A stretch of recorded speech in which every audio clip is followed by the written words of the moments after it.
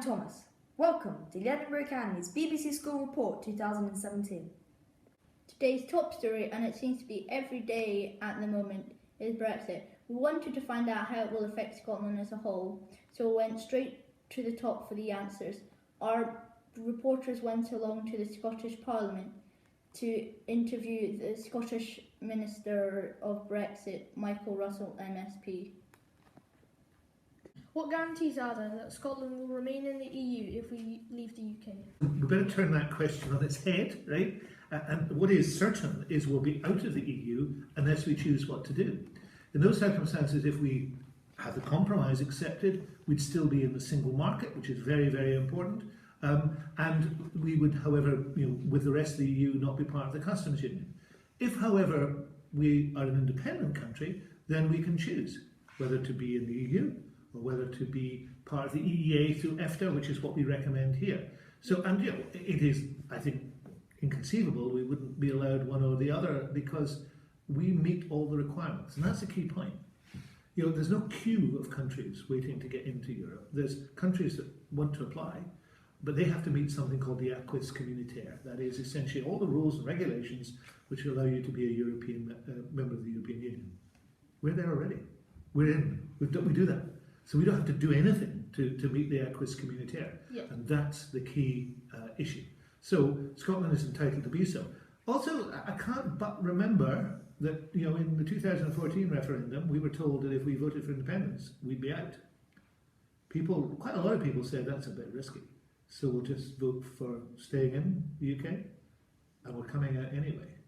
So I think any argument based on the fact is, oh, you won't get into Europe, is going to rebound on those who are making it.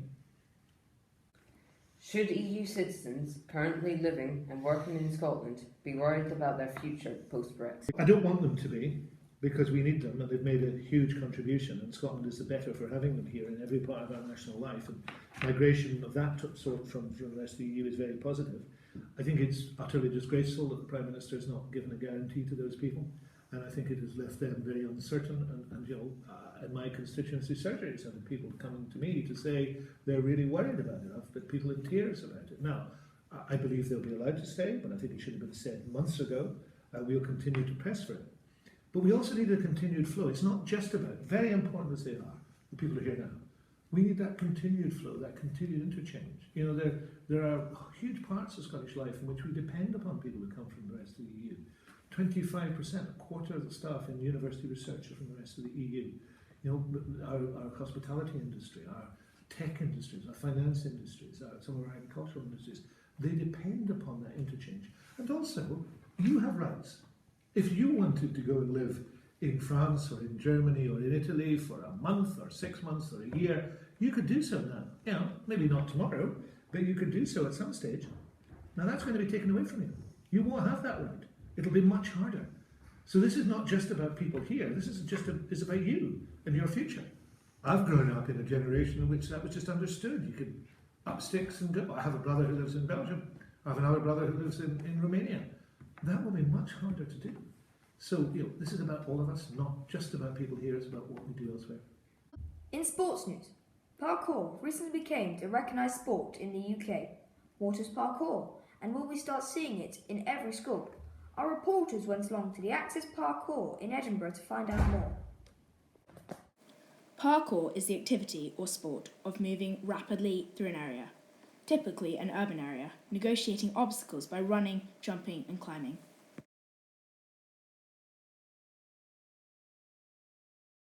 How do you feel about parkour becoming a recognised sport? I think it's great. I think it's really great news. Parkour is in so many schools, doing so many things, and it's very much a physical art rather than just a sport in the general terms of competitiveness. So it really opens up our definition of sport and lets us think about physical activity differently from how we would normally do so.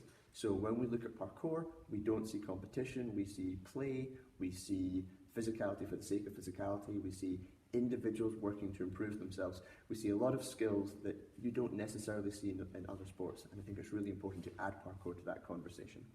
What is it about parkour that you like? I like that parkour is very physical and that it's very personal. I think that for me, parkour is about recognising a challenge and learning to complete it. It's about breaking down anything in your life, figuring out how to see the problem, define what the problem is, and then figure out a way to solve the problem. And what I love about that is that it just goes beyond jumping and kind of ends up working as part of your everyday life. Another new sport growing in popularity is esport. We spoke to Dominic Sacco, Marketing Director of British Esports, to find out more about this growing movement.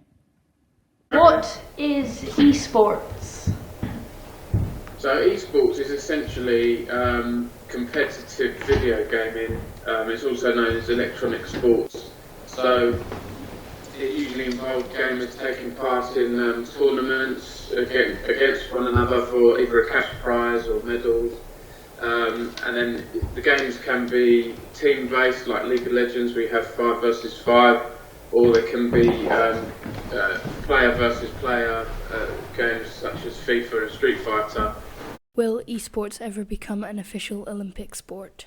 Our view at the British Esports Association is that it's not a sport. It is still a credible activity in its own right, and it needs to be recognised and promoted, but for us it isn't a physical sport. It's more akin to chess or bridge or something like that, and so we're not going to focus on pushing esports as a sport, but we're going to focus on it being promoted as a credible activity. In lighter news, have you ever tried the Japanese game Kendama? We asked our teachers if they can do it. Hello, I'm Hayato. Hello, I'm Yoshi. We are from Edinburgh Academy. Today, we're showing the Japanese game Kendama. We are going to find it if teachers can do it.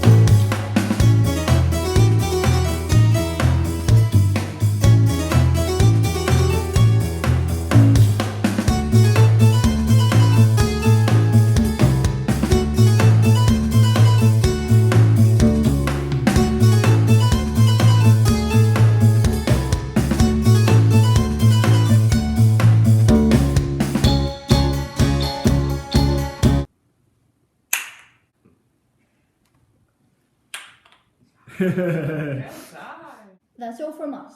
Check out our website for the full reports and to hear our Love Food, Hate Waste podcast. We'll be back same time next year. Thanks for watching.